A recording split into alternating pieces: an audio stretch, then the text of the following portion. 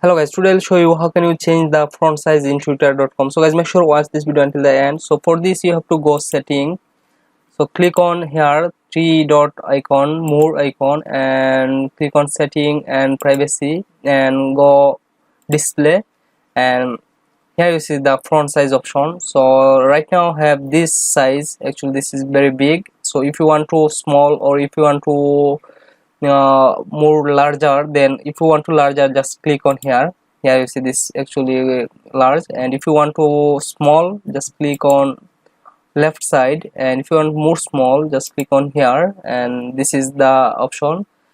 And here you see guys, right now actually the font size actually very small, so if you don't like very small just you can change again. This is very easy, go display, and you can bring this size or this size as you want guys. So this is the way how can you change the font size in twitter.com. So if you find anything helpful, please like, comment, share and subscribe my channel. Thanks for watching.